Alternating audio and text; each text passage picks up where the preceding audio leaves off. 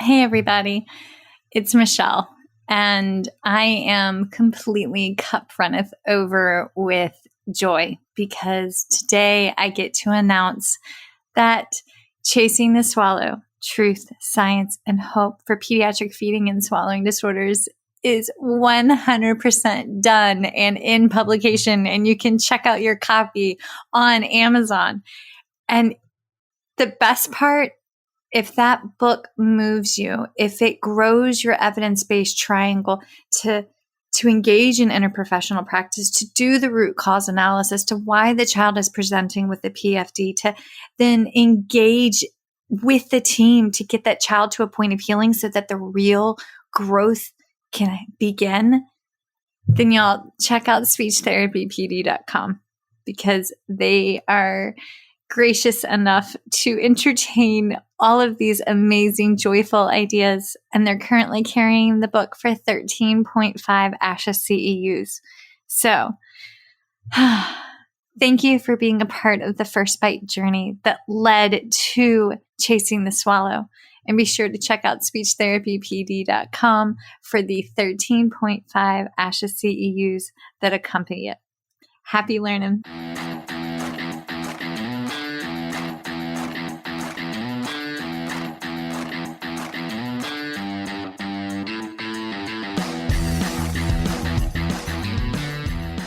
Hi, folks, and welcome to First Bite, Fed, Fun, and Functional, a speech therapy podcast sponsored by speechtherapypd.com.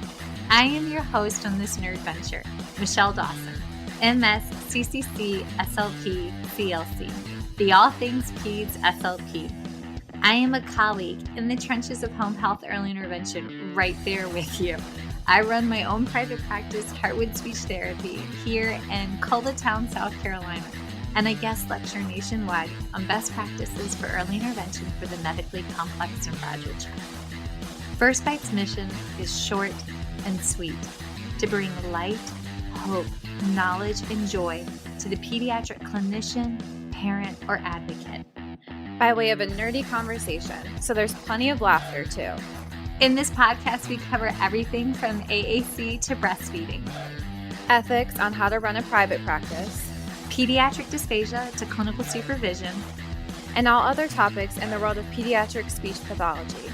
Our goal is to bring evidence-based practice straight to you by interviewing subject matter experts. To break down the communication barriers so that we can access the knowledge of their fields. Or, as a close friend says, to build the bridge. By bringing other professionals and experts in our field together, we hope to spark advocacy, joy, and passion for continuing to grow and advance care for our little ones. Every fourth episode, I join in. I'm Erin Forward, MSP, CCC-SLP, the Yankee by way of Rochester, New York transplant who actually inspired this journey. I bring a different perspective, that of a newish clinician with experience in early intervention, pediatric acute care, and nonprofit pediatric outpatient settings. So sit back, relax, and watch out for all our squirrels and enjoy this geeky gig brought to you by speechtherapypd.com.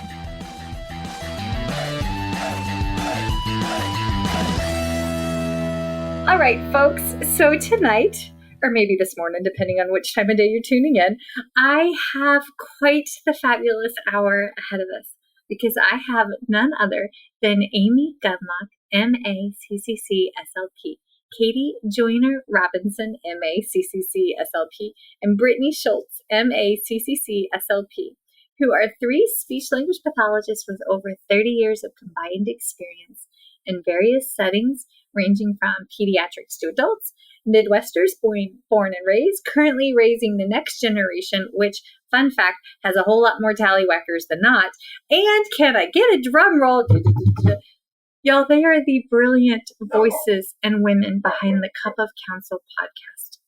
So if you haven't turned in yet, you need to do so ASAP, because this podcast brings together women, moms, friends, SLPs, and therapists, and many more to talk about topics that are fun, difficult, emotional, Michelle can't say that at the end of the day, but also fulfilling.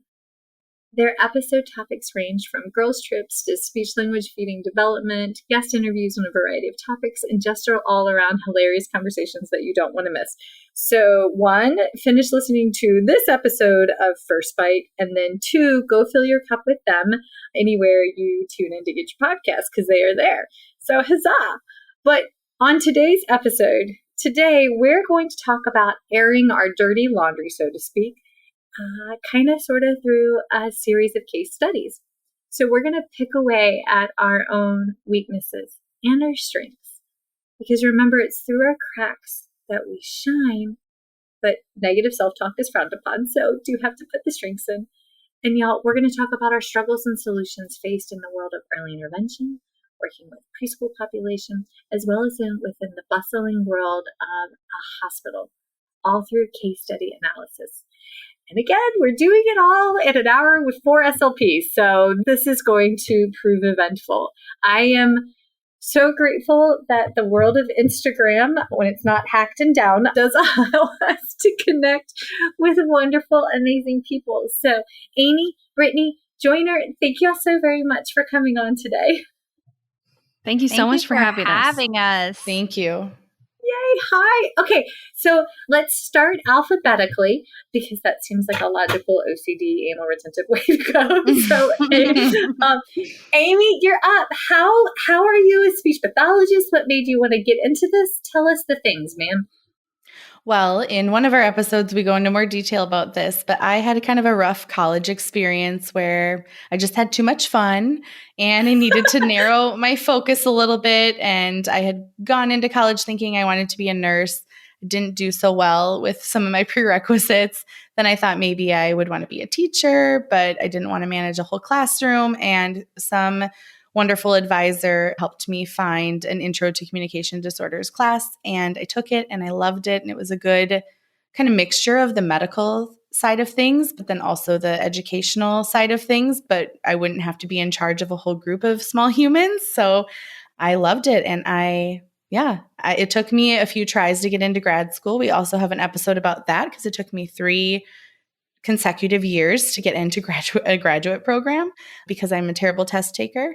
But I persevered because this was the career that I wanted for myself. And here we are. What has it been, ladies? Like 11 years? 12 years? I don't know. Goodness. Yeah. Yeah. Since we graduated from grad school. And yeah, I still love it.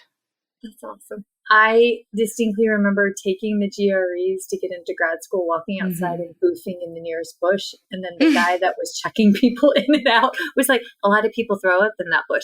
And then years later, after the praxis, I threw up in the exact same bush. And I was like, wow, a lot of people do throw up in that bush, or at least I do. So like, yay, test anxiety. Oh my gosh. I feel that.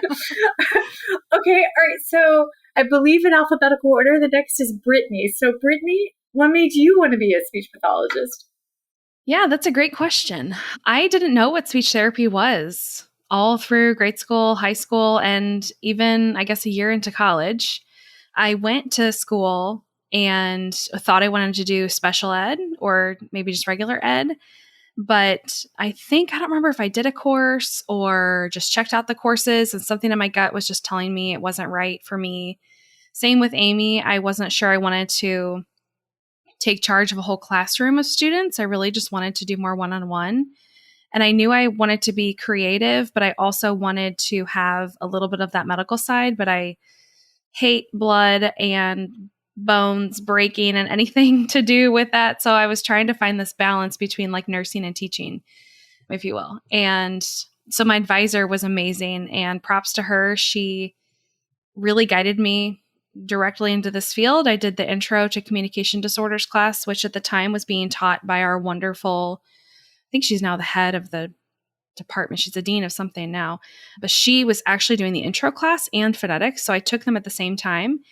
And I think I am one of those strange SLPs out there in the world that loves phonetics. And I am one of those people too that I have never been very good at school. I had to work really, really hard to, get B's, I would say. And phonetics was the first class I ever took that I felt like really good at. And I really loved it. And it seemed that was hard. my hardest class. Yes. Yeah. Yeah. It just clicked. I can still like transcribe anything really quickly. All my interns I have, I'm like, it's so important to know your IPA and how to transcribe, and, it's a foundation of our field. And so I just knew it. I knew when I was in phonetics that this was for me for sure. And then around junior year, I was like, oh, you have to get a master's in this. I guess I'm going to be in school for a while. So I kind of feel like, I'm the kind of person where, the advisor was like, take this course. I was like, okay, let's do it. And in phonetics, I'm like, okay, I love this. I'm going to be a speech therapist. And I have to get a master's. Okay, let's do that then. So I love it. It's my passion. I love going to work and seeing my patients every day. And, a job is a job, but this is the best job. So I'm super, super happy with it. Yes. My professor for my phonetics class was from the Midwest. She was from Wisconsin. This counts as Midwest, right? I think so. Yeah. Right. Yes. But she does her vowels different than how Southern women pronounce vowels. There was not a lot of diphthongs. And so that was the class where I was like, I to this day don't know how I managed to get through it, because when like they say the word and then you transcribe it back, but like you're saying it over in your head, inevitably I would turn every one of her like short vowels into a diphthong, and the world is not built on diphthongs. Yeah. So, I know. Yeah. I've worked in the South, and then I think I live in the part of the Midwest that is actually a very neutral accent. I've heard that before. Are you in Ohio? No, I'm in Missouri, St. Louis, Missouri. Yeah. So I'm in a weird part where people north of us kind of have a different dialect than just south of us. So I've heard before that we're like a super neutral accent here, but who knows? That's what I think. I have worked in the South, and I have had, it's interesting to think about what your professor was sounding like. That's how you learned IPA. So super interesting way to think about it. Yes, this is why I transitioned to feeding and swallowing. So we'll just go with that. Yes. Yeah. Okay. All right. So then, Joyner, what got you into this? Yeah, so my story is a little bit unique in that both of my parents are speech pathologists. So I was, since the day one, have been around it. So my dad was a speech pathologist that owned his own practice. And my mom was a speech pathologist who did birth to 3 for the county board and was more in the school system. And so for me, I was raised with both parents being speech pathologists. And on days like school, we didn't have school that day. Maybe there was a snow day. It was like, all right, get in the car. You're going to go do home visits with us. So I have been around it my whole life.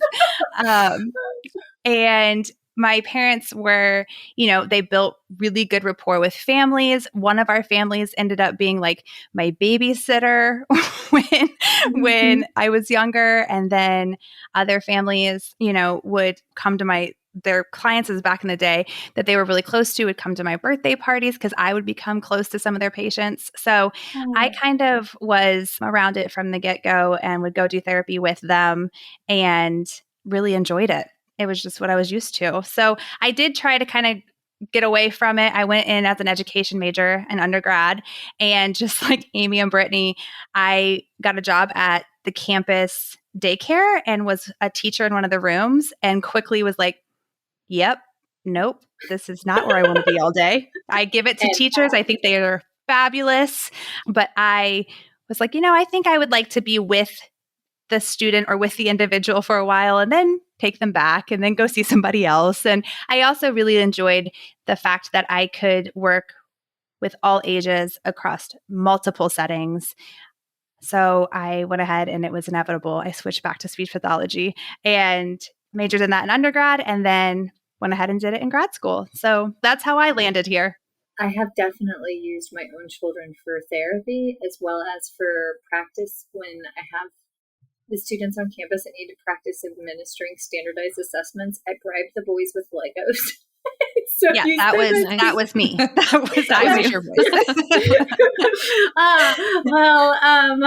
Your parents are amazing for letting you be tortured for delightful, as opposed to, speech therapy. It's not totally. It was like, I remember going to home visits with my dad, and like the positive reward at the end was like, you get to play a game with Katie. Like it was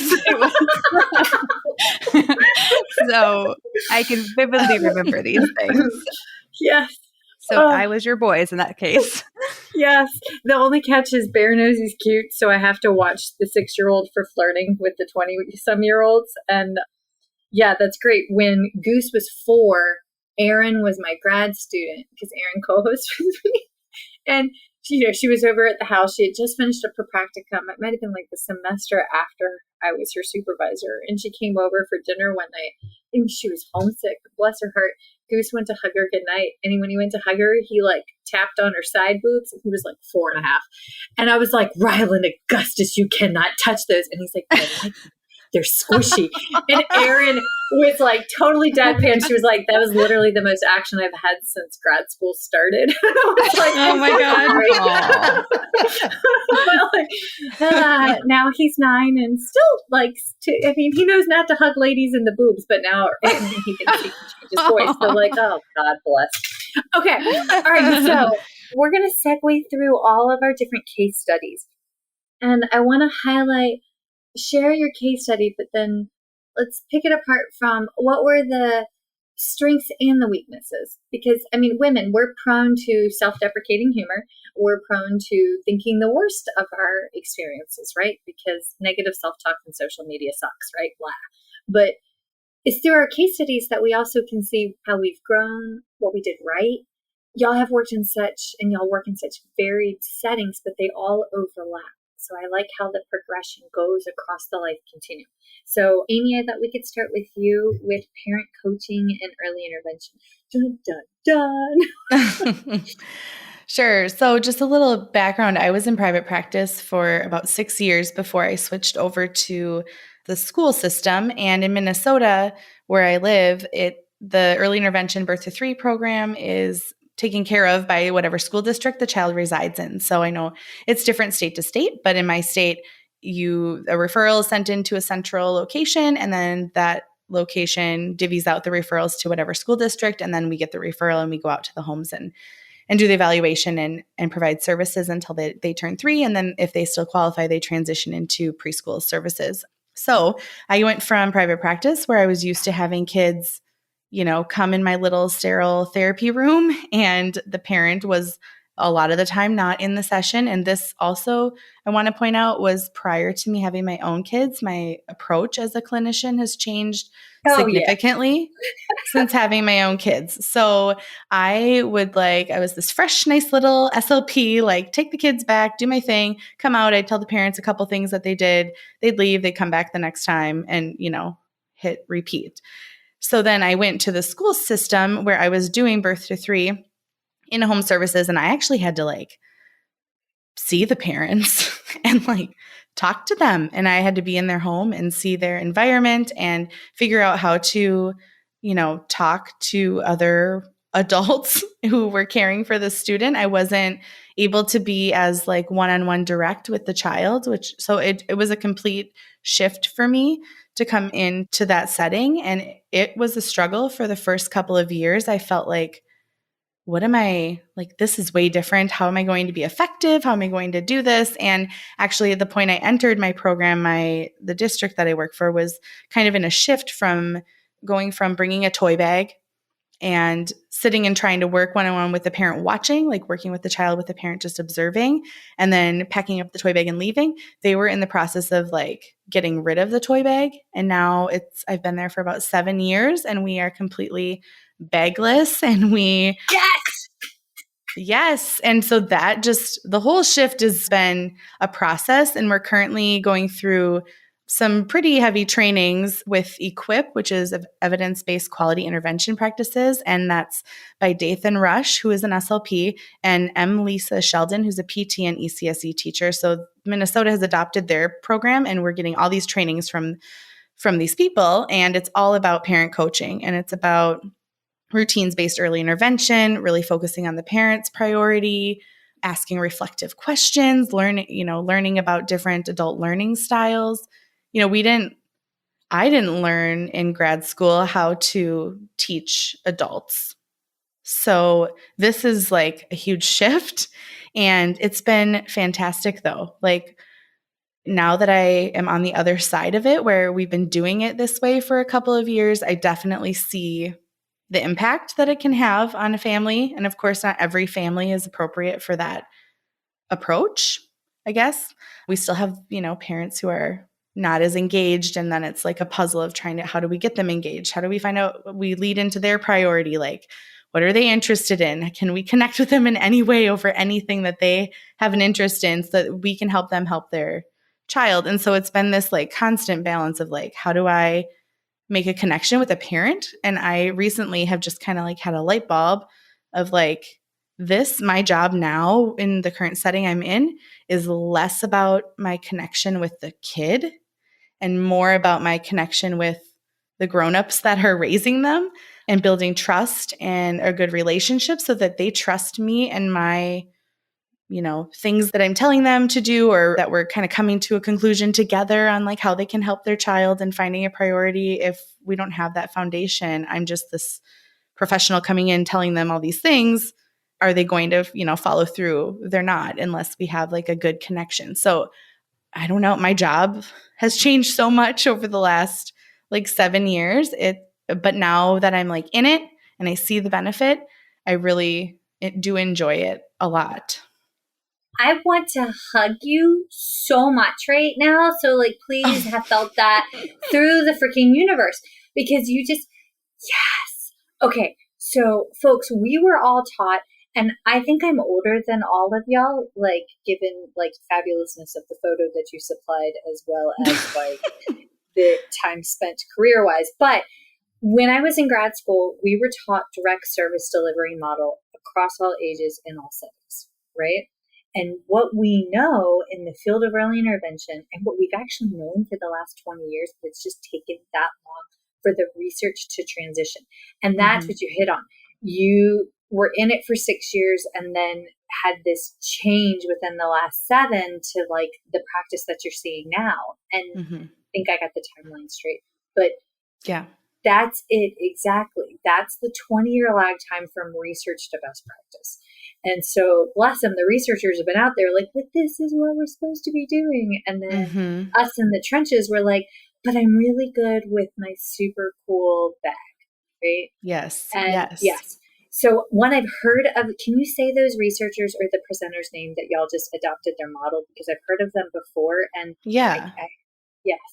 It's Dathan, like Nathan with a D. Dathan Rush, R-U-S-H, and he's an SLP. And then M'(Lisa),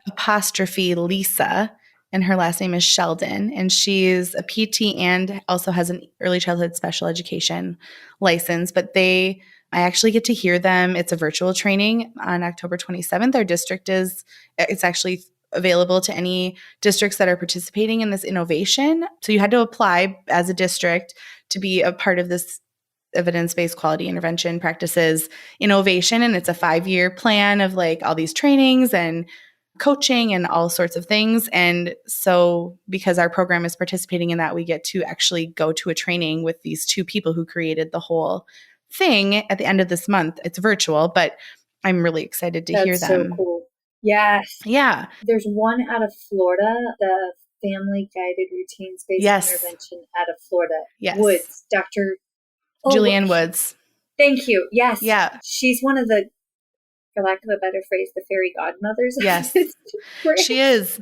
And actually Minnesota was using, so the abbreviation for that is FGRBI. We were FGRBI initially in the first 2 years of this innovation, and now we're in year 4, and they kind of switched last year to this EQUIP model, is the acronym for evidence-based quality intervention practices.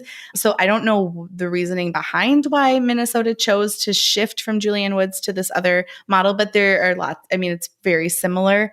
I think this focuses to me a little bit more on the reflective questioning, and really like I've been talking with an OT friend of mine who I work closely with on a lot of these home visits, and we're like, how do we rephrase our questions? Because the whole point is to like have the parent come up with the solution or the idea. And we have all this knowledge, like we went to school, we have experience, we have knowledge. We know, like we go in, with a plan. Like, this is what the child needs to work on. I can see it with my eyes. Like, I know exactly what they need to do and I know how they need to get there. But if the parent doesn't have any buy-in or they don't have a part in that decision, then the likelihood that they're going to follow through is slim.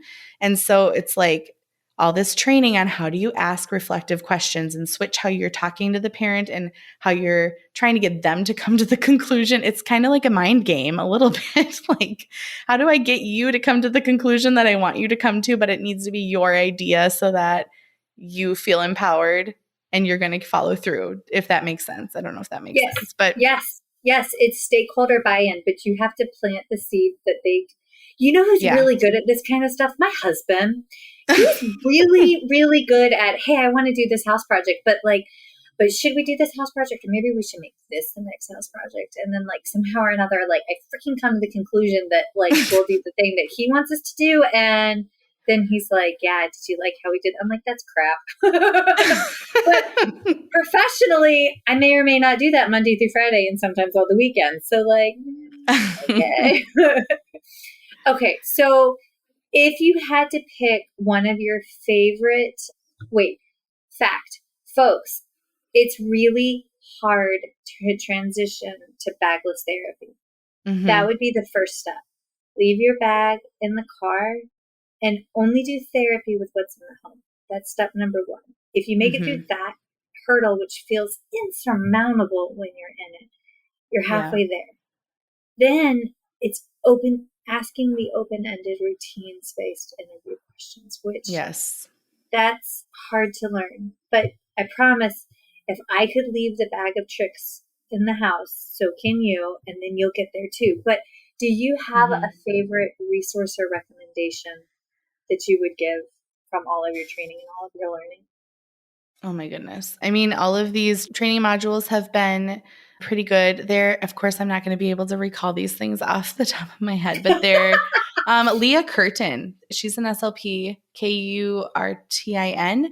She was my first introduction into bagless therapy. She had a mini course. I don't know. I took it maybe 4 years ago and I downloaded and paid for her $40 binder on Teachers Pay Teachers. And it was a lot of really nice parent-friendly handouts on here, taking a routine of the day, getting dressed and breaking it down into, first of all, different language levels, depending on where the child was cognitively. And then also here are some receptive things you can do within this routine. Here are some expressive things. Here are some sound imitation things. Here are some social skills. So I did, and I, of course, can't remember the name of the resource, but that was something I used a lot in the beginning because they were really easy, bite-sized chunks of information for parents, and they were relatable and broken down into, it was everything from going to the grocery store, brushing your teeth, cleaning up after a pet. It was all these tiny little, anything you could think of that would be a pretty common routine for a toddler. Mm-hmm. She had a half sheet handout that you could give to a parent and then discuss, that routine and kind of help them narrow their focus a little bit. So that is one resource I used a lot in the beginning. Now it comes a little bit more. What is her name one more time? Because you just answered a question. Oh, Lia is her first name, Leah. Okay. Curtin, Curtin. And I know she has a Facebook page I follow, and she's had a couple of courses, and she has a lot of Teachers Pay Teachers resources and things on her website. But beautiful. I've been, Facebook is still down. I've been, I have a couple of students that we're trying to get them to work through the EPIC 5Q model, but how to transfer that over into home-based activities when they're being seen in the outpatient clinic. And you just answered something that's been keeping me up at night. So, thank you. No problem. That's cool. Okay. Yeah. Okay. I just looked at the clock and realized that you and I could talk all day about EI, but I could talk Brittany all day about this, but yeah, we should. They're still here. They're just muted. And you know what? I have to say, it's very rare that I'm the one doing all the talking. It's usually Joyner. Michelle, you are making her whole day that you gave her that much airtime. Oh yeah. And she gave me, the goddess Michelle Dawson gave me a virtual hug. You guys. Oh my God, that's so funny. The boys, somebody somewhere was like, that's Michelle Dawson. And Goose was like, Mom, what do you actually do? I was like, I analyze poop and vomit for a living, but every once in a while it's cool. And he's like, that's so weird. And I'm like, but Mom may be cool on some nerdy girl planet. And so thank you for thinking that I'm cool and not just a poop person. You are cool in our nerdy girl planet. So yes. Yay, beautiful. Oh, I'm so uncomfortable right now. I'm blushing, but thank you. Yes. Okay, wait, Amy, final parting thoughts on the world of Sure. EI. Lay it on us. If everybody was listening right now, what's one bit of wisdom that you could wish that you could share with them? I think one thing that has been really helpful, because we are so hands-on as SLPs and we want to have that direct time with kids, we want that one-on-one interaction, and we want to kind of be able to wave our little magic wand that we pull out of our pocket and show the parent our skills, is to model something maybe that that would be beneficial if you're having trouble with a parent narrowing their focus. Model something, but then uncomfortably, which it takes a while to get comfortable with this, but then asking the parent, do you want to try? Are you comfortable trying? And then letting them do it, and then asking follow-up questions like, how do you think that went? Or what would you do differently? And trying to get them to kind of reflect on their interaction with their child, and then making a plan for the next, however long it is between visits. What do you want to work on for the next 2 weeks or however long it is in between? So I think that's kind of where I'm starting to become more comfortable with modeling a strategy or something, but then kind of telling the parent, it's your turn. It's your turn to do it. And the results that I've gotten from that have been so much more than just me doing something and hoping a parent was paying attention and gets it through osmosis and then knows how to apply it themselves and knows what it feels like to do that specific strategy with their own child. You're right there, and you can provide direct feedback and answer questions in the moment. So that's how we should be using our time. Those are my last nuggets, I guess. I love all of that. Folks, that's what she just said is so easy to say, but so freaking hard to embrace and do. So if you're there on the cusp of it, hang tight. Also, I have so many other follow-up questions, but we have to hold those, Amy. Okay. Let me, I know. I'm like, cool. Okay, wait. So it's Brittany. So Brittany, you're in outpatient, right? Yes, primarily outpatient. I do cover inpatient from time to time, but my main role is outpatient. Okay. And it's outpatient tiny humans, correct? Tiny humans, yeah. Pediatric hospital, children's hospital. Every once in a while, y'all, wait.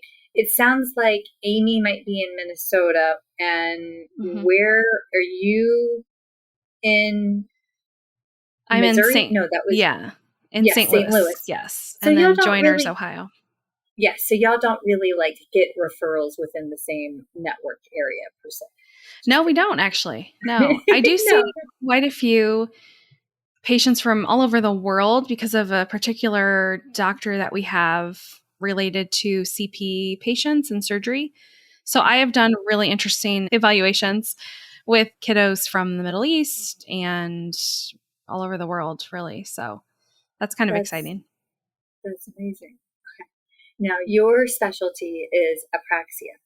And yeah, I just have to give a shout out to, I believe, Rose from Alaska is probably listening to this episode.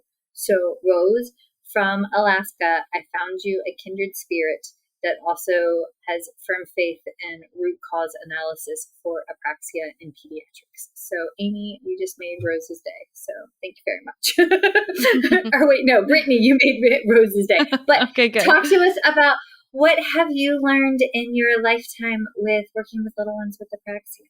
Yeah, so I like to say I specialize in motor speech because, like we kind of mentioned earlier, we're like, this diagnosis of apraxia is so interesting. When we were in school, I think it was 11 years ago, it was discussed that.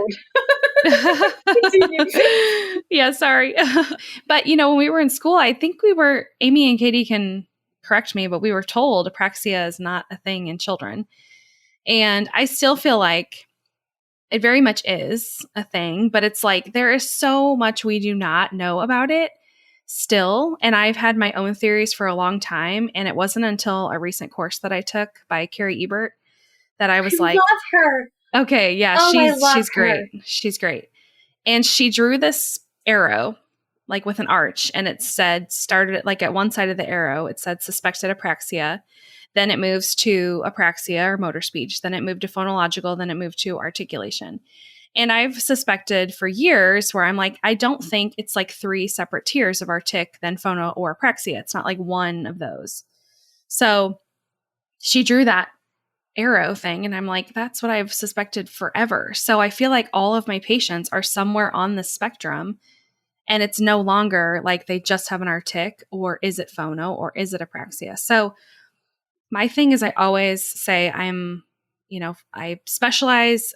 And by specialize, I mean I take a lot of continuing ed that hones in and focuses on motor speech and apraxia. So I've just kind of found that I love that population. I tend to get the kiddos that have been in therapy for a while with no progress, or they're coming to me from maybe a really small town and they haven't had services before, or their therapist is not sure what to work on anymore. They're maybe between the ages of like 4 and 6. That's my favorite. I love when those severe artic / apraxia kiddos come in. So what I have found in my particular location is I do see a lot of kids from small towns pretty far away. People come to the city for an assessment to take back to their town. And so I was getting these kids coming from far away, and they said, and I would communicate with the SLP back in their hometown. And many of those SLPs said, we don't have access right now to go to a course. What goals should we work on? So I do a lot of education to the outside SLP. And that's a huge part of it, is making sure we're all on the same page and a team for this patient. So what I ended up doing is kind of informally creating this motor speech intensive, if you will, because I do see kiddos who don't have the apraxia diagnosis, just severe artic phonology. So because I had this one family that came from about 3 hours away, and the mom was like, hey, can we just come for like a month or 2 straight in the summer? We'll come live here, see you every day, and then go home. Can we do that twice? I'm like, that's a great idea, because that's what we should be doing with these motor kids, is bursts of therapy. We've always known that short, frequent bursts is what is beneficial. And if the SLP at home doesn't have that availability to see them, we have to figure out a different plan. These kids cannot go once a week or once every other week and do 30 to 60 minutes and then go home. Like, they need intensive rehab, especially when you're already 4 or 5 years old and you're not intelligible. So that's kind of how it came about with one of my patients. And from there, I kind of built up the program. So I've been doing it about 4 years now, I guess. I took last summer off, and it's been really fun. I think we all took last summer off. I'm just saying. Right. Last summer was really hard in general, but me. Yeah, exactly. Yeah. 2020 was just, wash. It did not happen in 2020, but you're right. Lots of things didn't happen. So I have revamped it, and I've taken little pieces of lots of my trainings and kind of made it my own. I've also done some research and looked at other programs that do intensives. We have a craniofacial team at the hospital, and they do intensives. So I chatted with them and got an idea of like what their parent handout looks like. I have a list of criteria. I've edited that criteria a few times now, and I think I have honed in on what the ideal patient for the intensive looks like, which is really important, because I have done it with kiddos where I'm like, an intensive is not going to work for this particular child. Yeah. So that's been interesting to figure out. And then as I do it in the summer, so as the year goes on around fall, early winter, I try to pick out a few patients that may be appropriate and start discussing it with the parents. How much would they be interested in the program? Could they dedicate time to it? It's a lot to come every day for multiple weeks in a row. The other big thing is insurance. Can we get appropriate coverage for their visits? And I am just going to say every patient I have done it with has had, thank goodness, insurance visits, and not one of my patients has ever missed a session, which I think is incredible. So that's a miracle in and of itself. It is. I mean, I've done it differently every summer, but in 2019, I think I did 4 kiddos and I did 4 weeks, 4 times in the week. So what is that? 16 sessions in a row. We're SLPs. We don't do math. And they have not one patient has missed it. And these parents they're cutting their hours at work. They're adjusting their schedule. They are driving hours. They're living in our city for the week and going home. They are getting people to watch their kids. I mean, I kind of playing off what Amy was saying, like this is a family approach. This is not just coming to see Brittany, work on your stuff and go. The parent is there, not the whole session with me, but they're very involved in the homework. They know what to take home. They know what we're working on. The outside SLP is involved after, so I can help her create her plan of care and carry it over. So I've really, really enjoyed it. It's definitely, I just do it on my own. I don't really have any help with the scheduling and whatnot. So it can be a little bit stressful in late spring when I'm figuring it all out, but it has worked out. And all of my patients have made a lot of progress, which is really exciting. And I look forward to it every year, really. So yeah. So it's been great. What you just described was being a living embodiment of implementation science. My very lovely coworker and friend, Dr. Rebecca Wada, that's what her PhD dissertation was on, was implementation science. And she's a speech path, but it's all about how you constantly reassess, how you take in new data points, how you take in stakeholder buy-in with parents and schedules and pandemics, and you went to another course, and then that is what we are supposed to do professionally, but oftentimes we feel so overwhelmed that we're stuck and we can't, not to quote Disney, but maybe to quote Disney, we're afraid to take the next right step because there's so many variables, but you clearly know how to do data analysis, so math may not be your numbers, but people variables, you're well done, ma'am, well done, because my attendance is not that good. But yeah, well, this is for my intensive, not for my other outpatients usually, but no, it depends. It really depends. But, I do notice on that note is you can kind of tell maybe sometimes when you're not going to have a lot of buy-in, or you can kind of feel when the relationship is not right and maybe there's a lot of cancels or no shows. And that's when I really dig in, hey, why don't you come back for the next month? I want you in all the sessions. And how can we, like Amy said, I often tell parents okay, can you show me what you're going to do tonight? Or let's pick 4 words that you're going to say do you want to do dinner time or bath time tonight, and practice those. So yeah, it definitely is. It's taken a lot of practice, but that's the most important piece is the parent and the family buy-in. So I've had really great families. Yes. But do we see the trend? This whole, God, the notion of us going from 100% direct service delivery as we were taught, well, for you guys 10 years ago in grad school, but for me, it had been longer. That is so antiquated. And it's scary to say it like that, but the common trend is, how do we talk to parents? Now, one thing that you hit on and Amy hit on earlier, when we have a hard time with the coaching piece, or we're having a hard time, the parents don't seem engaged in the sessions, that's where I have to put on my hat for the Maslow's hierarchy of need. Where is this family and what is pulling their mind away from the present? And what I found is often there's some unspoken worry, another family member was diagnosed with cancer, or my hours were cut at work, and now I'm worried about how am I going to pay this bill? And I have one mom that's doing everything she can, but she's currently going through a separation, most likely a divorce, and she's worried about, co-pays for treatment. And that does impede her ability to engage because she's stressed out about, being able to pay for the therapy. Right. So that's, yeah. It's so important to meet these families where they're at. I tell my families, they'll text me, hey, we're running late today. I got them from school. There's a lot of traffic. And I always tell them, I'm even if you give me 15 minutes, I know it's an hour and you're supposed to be here for your 4 units.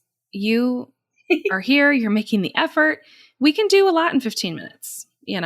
It may not be the most favorite thing for, getting all my units in, but it's what like matters for them and for the patient. And it's not easy to get them to these appointments. Like Amy was saying, when I had my son, I was like, oh my gosh, I am stressed, like getting him to his like little peds follow-ups. And I just did an intensive last summer where parents came for 16 sessions, and all these parents like worked full time, and totally different perspective. But yeah, you have to meet them where they're at, and it is a team approach. I feel like I am just now kind of coming into that a little bit more, because in the outpatient world, it can be harder when you're not going into their homes. And I feel like our whole team at the hospital is just getting into that groove of like, it's a triangle. It's you, the parent, and the patient, and we are a team for that patient. So, yeah. The no-tube approach. It's notube.com, notube.org. I don't remember which one it is, because one is a tire company and one is a feeding tube dependency clinic. So like if you type them in, like you're going to find a tube of some sort.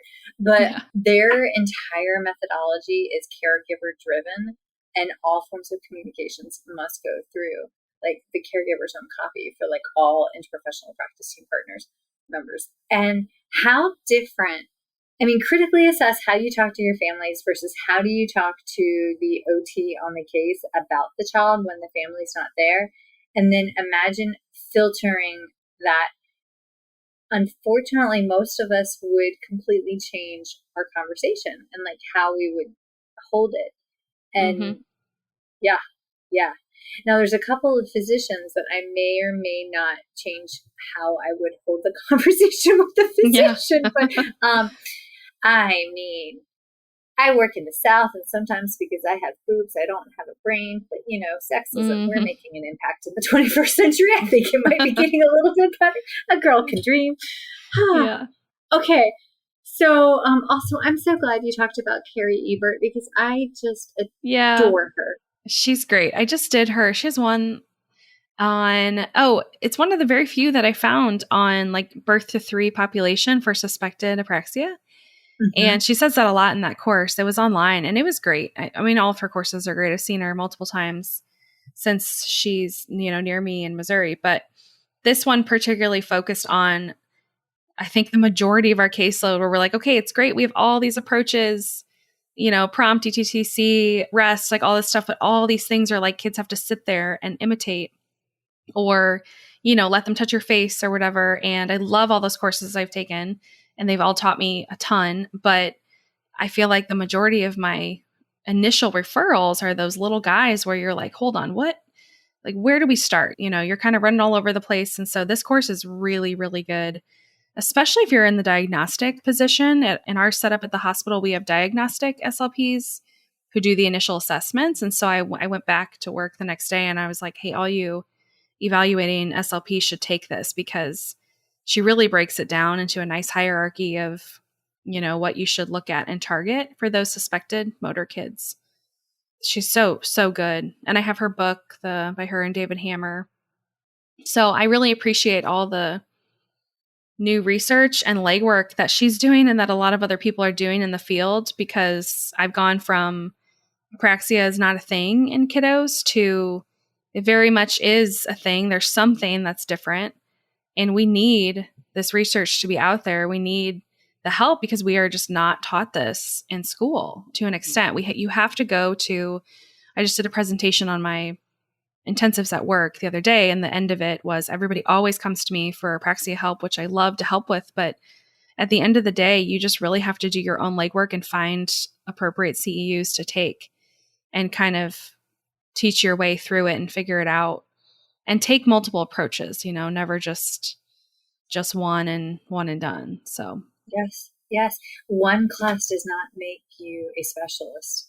Also, I always get the least of these. So I get the kids with like 400 different etiologies, and like they all overlap. And when we have followed up with genetic testing or with neuroimagery in my children that came to me with the diagnosis of CAS, I would be treating feeding, swallowing, and other comorbidities, but or trying to get an AAC device in play. When we got them in for imaging, we would find on the MRI an old infarct, or we would find dysgenesis of the corpus callosum. We would find absent cortical tissues. I mean, there was always another entity, another variable going on. So can I just add that if y'all have a little one on your caseload, please do dig a little deeper, because a lot of times what I found was that if you're suspecting it, especially in the early intervention world, you might completely change their overall outcome with that new additional medical information. Yeah. Yes, definitely. I mean, for some of the kids, we ended up going from like progressive to like palliative. So, yeah. Ooh, that sounds so doom and gloom, but yay for summer intensive programs. Yay, summer intensive. Yes, and Bear did not have apraxia, but he definitely had some very interesting phonological processes, and I'm glad we fixed the lateral lisp, because there's only so many times he could say come shit with me, and he meant come sit with me, and Yeah. you're like, yeah, Bubby, I'm almost gonna come sit with you. Yeah. Lots of naughty words in the speech room. Naughty words, yeah. Yeah, it's great. And then you're supposed to adult and keep straight face. I cannot. Yeah, Again, right. Why don't treat this? Yeah. So thank you. Oh, my stars. Okay. All right, so then we're going to segue over to the fabulous Miss Katie, also known as Joyner. Okay, now you told me before we started, but does everybody in the world know how you go from Katie to Joyner? I think we do say it in our early episodes of our podcast, but I will go ahead and tell everyone. So Amy and Brittany and myself, we all went to the same graduate school. That is where we met. I am thankful for it every day. And we had multiple Katies in our class. And so we went by our last names, and mine was Joyner. That was my maiden name. So I have always been Joyner to them. It was not a big change for me. I played sports in high school, so I was even known through high school as Joyner, just because I was a basketball player, and that's what everyone called me then too. So it was fitting.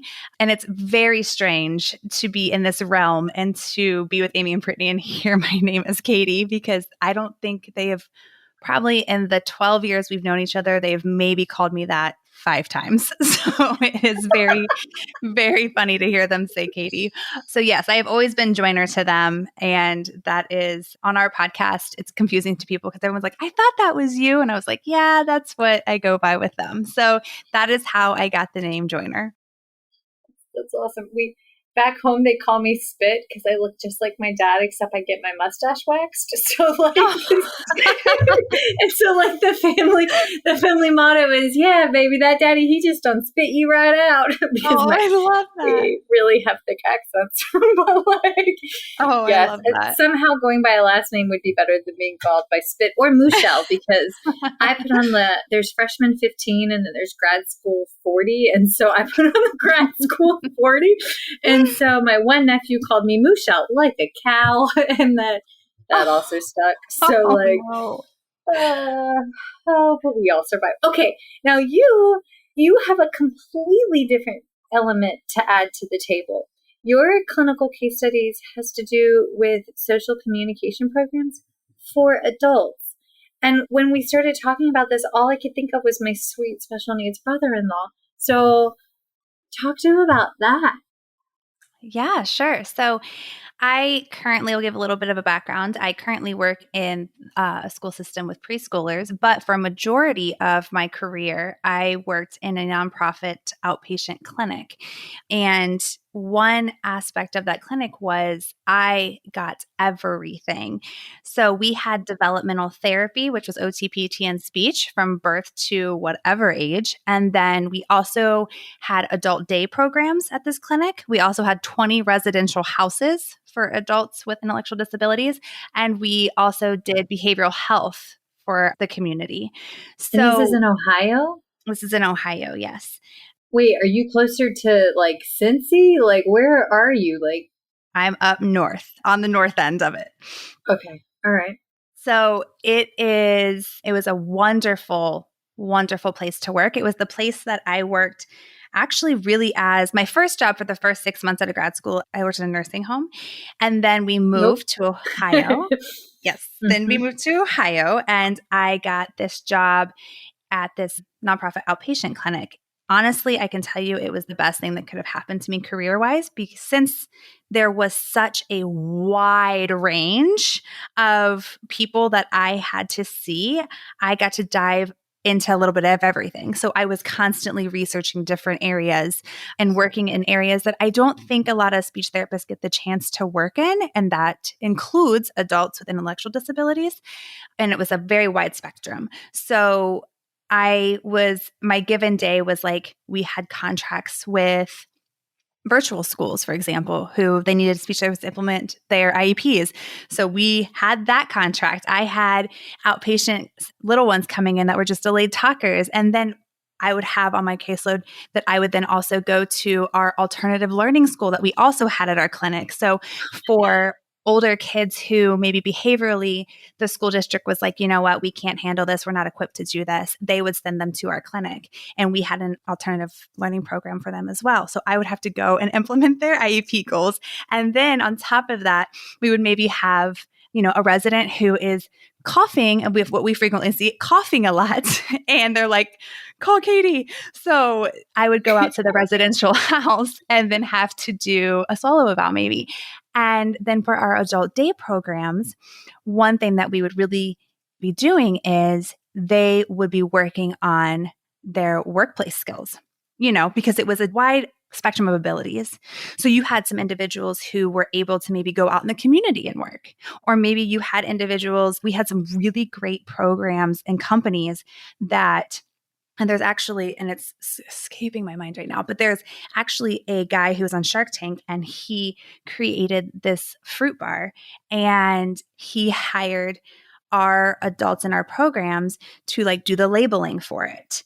And so and we had an OT who was fabulous, and she created a lot of different job programs. So we had individuals that were working, in the day programs, and then we had individuals that were going out into the community and selling things. Like they would, they started making hats, or they had to sell the fruit bars. So we had individuals that were going into the community to also do jobs. So I got the pleasure of working with a speech therapist. Her name was Michelle Gunther, and she was really... Wait, how do I know that name? I don't know. Oh no, keep talking. I'm going to do the Google. I know her. Okay, She's a speech therapist in Ohio. She was also my CF supervisor, and she was wonderful. And she helped me. We went to a training because since we worked with all ages, and I worked in the schools and I worked in the clinic, we went to a training by Michelle Garcia Winner. And she is in charge and the owner of the social thinking curriculum. Yes. She's out of California. She is really fabulous in my opinion. Yes. And I learned her curriculum. I went to multiple trainings of hers. I actually got to meet her a few times. She would never remember that, but I definitely remember it. Yeah, you did. You stalked her at ASHA. We all remember that. Stalked her at ASHA in Chicago. Amy and Brittany got to watch me like act like I casually ran into her when really I'd like followed her around the whole day just to meet her. So amazing.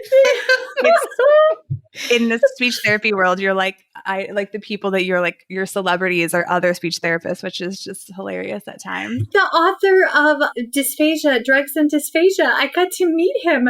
And when I met him, I was like, he was at ASHA in his motor scooter. And I was like, don't run down the older man in the motor scooter. But like, I did. And I was like, oh God, don't get run over by the man in the motor scooter. But like, yes, I feel that. Oh yeah. I waited for everyone to leave her session. I hadn't gone to it, and I like waited for everyone to leave her session, and like was like acting like I was going to go throw something away, and just like happened to run into her. And I was like, oh wow, I just went to your session. And it was I can vouch for that. She 100% did that. Yes. I watched it. That's the coolest So long story short, Watch out, Michelle. If we ever see you at a conference, watch out. But see, the difference is we're going out for cocktails afterwards. So like, let's be legit here. Yes. Oh yeah. Yes. Well, yes. then if I ever do it to you, you'll be like, Joyner, let's be real. You probably followed me around all day. And I'll be like, okay, yeah, I did.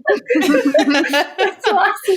I will see you on November, whatever it is. Oh, it's the boy's birthday. Is it the 17th? I'm lecturing on my husband's birthday. I'm a fantastic wife. I'll be 2 states away. I'll order him pizza. He'll be fine. Yes. We'll be okay. Yes.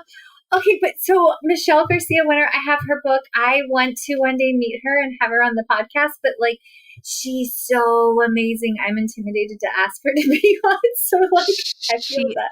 Yeah. She is. You could just try to go to something and accidentally run into her, in quotation, accidentally run into her like I did, and maybe then it would work out.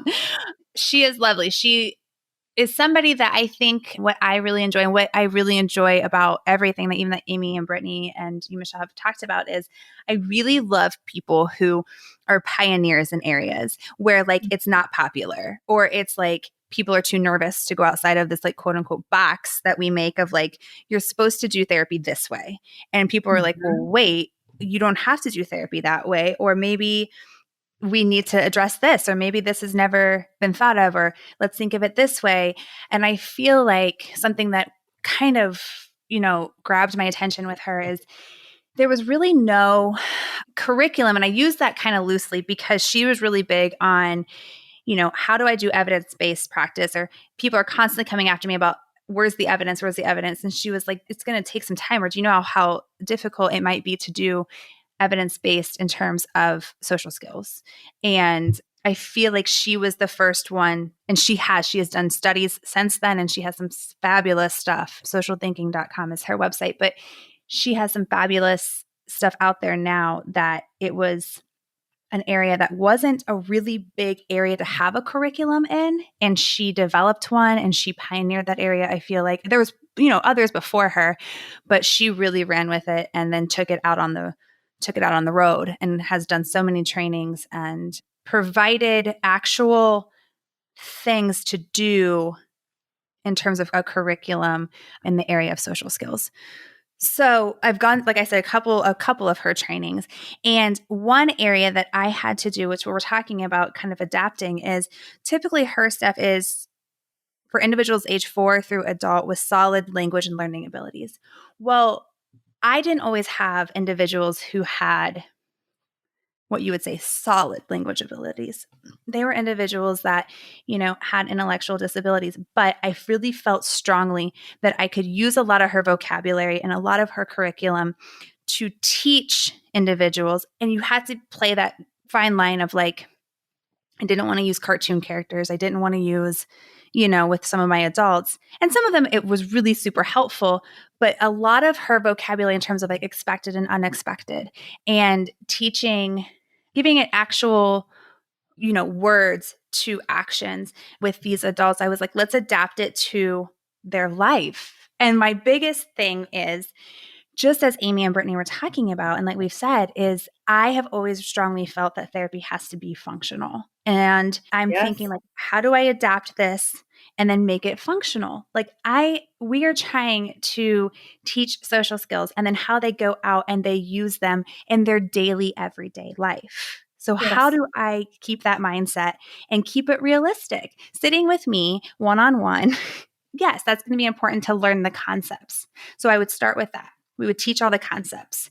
And then it was like, okay, now we need to go out and practice these concepts and learn from our what we've learned and what we've done. So it was a really interesting time trying to teach concepts because you wanted to give the verbiage to the actions and then taking it and actually functionally using it. So a few things that we did, for example, was we had a group of women and they were all going out to get jobs with either in the community or within our adult day programs. And we had a breakfast morning group once a week with them. And we would do these concepts and we would learn all the verbiage and we would then be functional. So for example, I was getting married at the time. And these women— Wait, you're the bride in the picture? That was Brittany. That was Brittany's wedding. Oh, okay. All right. I'm trying to put everybody together in the picture. I got married before that, and they all threw me a wedding shower. So the other speech therapist I did the group with had kind of kept it a little bit of a secret, but she took all the concepts that we did and turned it into a functional life thing, throwing a wedding shower for somebody and what that is and what we do. And everybody had a job and everybody the right things to say during it and the way we interact during it. And they threw me the most beautiful wedding shower. And to this day, it is still one of my favorite memories of my career. So kind of just using those functional everyday things. Another one was we had a cooking group with my high schoolers and we learned how to cook. And then we would follow a recipe and we would set up a store where they'd have to go to the store and order, or look at their list and what they needed and interacting with the cashier and asking where things are and then making the recipe. And then somebody would be the server and somebody would be the person that was at the restaurant. So just keeping everything as functional as possible, but using these concepts and then implementing them in a functional setting. So it was something that I continue to really enjoy and carry over. And it's something that has always been really, really special to me to be able to do this.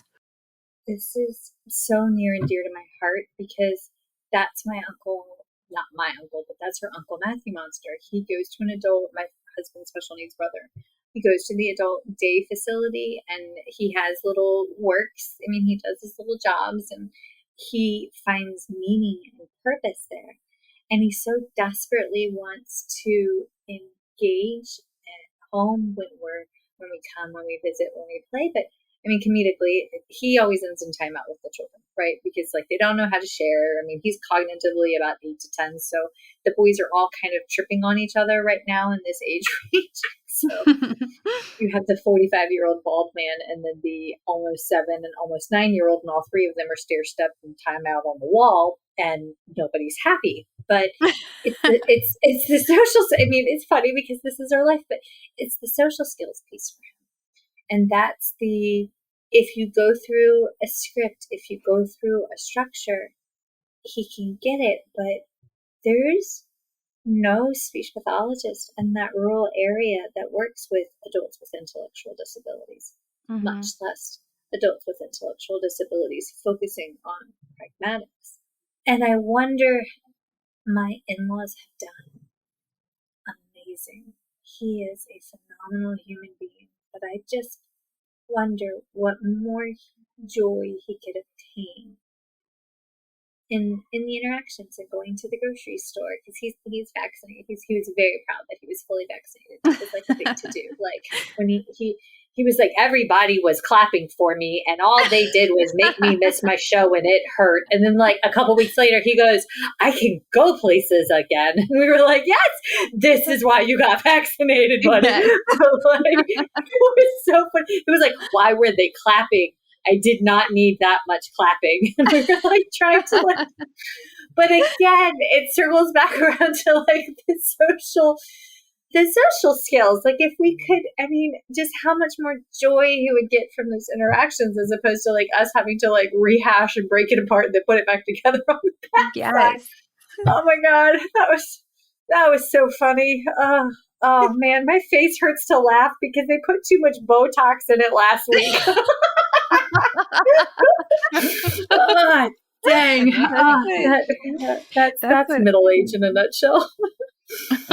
It's something I've given some thought to. I'm not going to lie. So. Dude, I love it, but it wasn't my normal lady doctor. I got her husband, and I was like, "Do you have the roadmap for the wrinkles on my face?" And he goes, "We could call it that." And I was like, "You're not as funny as her," but I luckily I socialed well enough to keep that thought internally, because we really could have done a number on the roadmap, but que sera. It's all right. It'll relax back again in apparently 3 months. We're fine. But I digress. It's something that I think social skills for those. I think something that in my career, like I said, right now I'm in the preschool setting, and I love that as well. But something that I really loved about working with that population, and there's some wonderful therapists out there who work with adults, but I always felt I think it's getting better, but maybe it's something we need to talk more about. I always felt you're giving all these supports all through school. You have your IEP and you have your evaluations, and then you graduate. And then what? and I felt like in that time of my life, it was really important to me. And I thought like it was doing some good work in terms of this is providing individuals who after high school were just kind of forgotten. I mean, it was just kind of like, okay, they have their residential housing, they have, and it was, but wait, their only thing that's holding them back are their social skills to go work somewhere. I mean, and there was other things, but we had girls being like working somewhere and be like, I started my period today, is what they would tell the person. Like that, and we'd be like, can't do that. No, can't do that. No. Or they would just sit and talk about all the drama going on in their house, and I'm like, no. So it was kind of like, you're just trying to sell this, but it was something that I felt like, what an important skill that maybe isn't always thought of as important, or a service that's not always there. So I felt very, very lucky that I was given the chance to work with that population. And it was something that was not always the easiest. I mean, there were things that, with some of our concrete, literal thinkers, they'd be like, well, it's not that way, so why would I say it? Or I don't feel that way, why would I say it? And I'm like, okay, you got to fake it till you make it sometimes, bud. Like you just gotta, but it was an opportunity that I feel like was a great thing. And I think the biggest thing I learned from it was, and I've carried on to the rest of my practice is, I always felt like I had to do therapy a certain way. Like it had to be this way, and this is the way you do therapy. And I think as I've grown in through that experience, I'm like, it doesn't have to be one certain way. Go with what is working. Go with what is research and evidence-based and what is going to be practical and helpful, but go with what is real. Not always sitting at a table one-on-one is going to be the most functional thing for somebody, or the therapy that you're doing. Go with what feels like this is going to help. This is what's going to be what is needed for this individual or for this group, or what needs to be at this current moment. And I think that I really took that away from that experience. I'm just going back to, I wonder what family drama my brother-in-law shares. The things I heard with some of my adults I worked with was really interesting. It was never a dull day.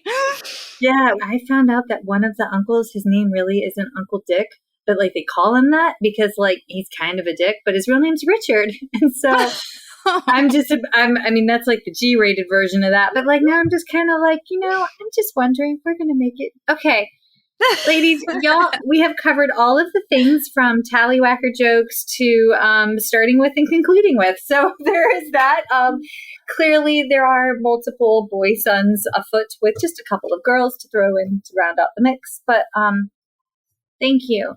Thank you so much for spending the time with me today, and for spending the time with everyone, and for shining your light on your most favored professional growing. Because that's, y'all, if you're listening to this and you're newer in your career, you're the clinician that you are today, the fear and the doubts that you have today. I promise you're going to take the course, you're going to meet the speaker, because again, every single one of these women mentioned a profound course, that profound moment where they critically assessed their skills, that aha moment clicked, and then bam, they were ready. They were ready to be open to change. And that's hard, to be open to change and then being willing to embrace it. But like, that's kind of the takeaway point. When you have that professional intersection, you have that professional overlap and that encounter, using it to grow. So, ladies, thank you for letting us stand on the shoulders of y'all. Folks, where can they find you? Give us all of the social media, all the follows. Where do we go? Sure, that's my job. Take it away. So we are at Cup of Council Podcast on Instagram. We also have a Facebook group. And then we are on all of the platforms: iTunes, Pandora, iHeartRadio, Spotify, all of them. Yeah. Check us out. And we don't just do speech topics. We also do a lot of mommy topics and friendship. And it's kind of a little smorgasbord of a podcast. A little bit of everything, yes. Mm-hmm. Love this. While you're there, folks, make sure that you hit them up, give them some 5 stars, a lovely Apple Podcast review.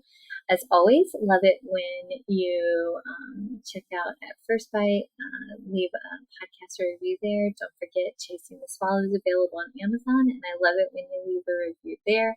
It was not the freshman or grad school 40, but that was definitely a book 15. But I look back at pictures like pre-writing, post-writing, and I was like, ooh, there was stress mimosas.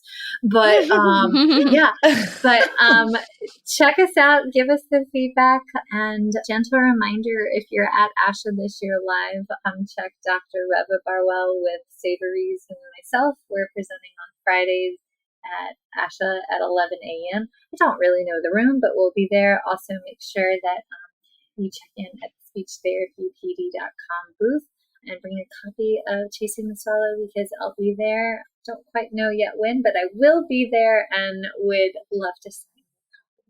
So, as always, we appreciate you, ladies. Oh my God, you're amazing. And thank you very much. Thank you. Thank you. Feeding Matters guides system-wide changes by uniting caregivers, professionals, and community partners under the Pediatric Feeding Disorder Alliance. So what is this alliance? The Alliance is an open access collaborative community focused on achieving strategic goals within 3 focus areas: education, advocacy, and research. So who is the Alliance? It's you. The Alliance is open to any person passionate about improving care for children with a pediatric feeding disorder. To date, 187 professionals, caregivers, and partners have joined the Alliance. You can join today by visiting the Feeding Matters website at www.feedingmatters.org. Click on PFD Alliance tab and sign up today. Change is possible when we work together. That's a wrap, folks. Once again, thank you for listening to First Bite, fed, fun, and functional. I am your humble but yet sassy host, Michelle Dawson, the All Things Peds SLP. This podcast is part of a course offered for continuing education through speechtherapypd.com. Please check out the website if you'd like to learn more about CEU opportunities for this episode, as well as the ones that are archived. And as always, remember, feed your mind, feed your soul, be kind, and feed those babies.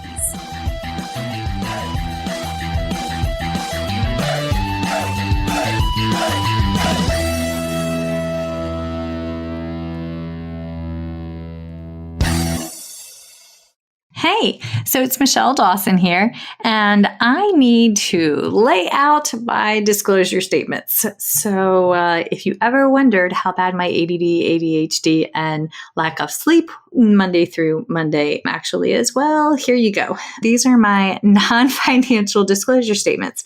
I volunteer with Feeding Matters. I'm a former treasurer with the Council of State Association Presidents. I'm a past president with the South Carolina Speech Language Hearing Association. I am a current member of both ASHA and SCISHA. And for this year, for 2021, I volunteered for the Pediatric Feeding Disorder Planning Committee for the ASHA 2021 convention. My financial disclosures. Okay. All right. So I receive compensation for First Bite presentations, as well as talking teletherapy and understanding dysphagia from speechtherapypd.com. I also receive royalties from speechtherapypd.com for ongoing webinars that I have on their website, as well as compensation from PESI Incorporate for a lecture course webinar that I have on their website as well. I am coordinator for clinical education and clinical assistant professor for the Masters of Speech Language Pathology program at Francis Marion University in Florence, South Carolina, for which I receive an annual salary. I also receive royalties from the sale of my book, Chasing the Swallow, Truth, Science, and Hope for Pediatric Feeding and Swallowing Disorders, that I self-published and is available on Amazon. And I do receive royalties from the accompanying 13.5-hour CEU for the book from speechtherapypd.com. So yeah, I stay pretty busy, but those are my financial and non-financial disclosures. If you ever have any questions, please feel free to reach out. All right. Thanks, y'all. Bye.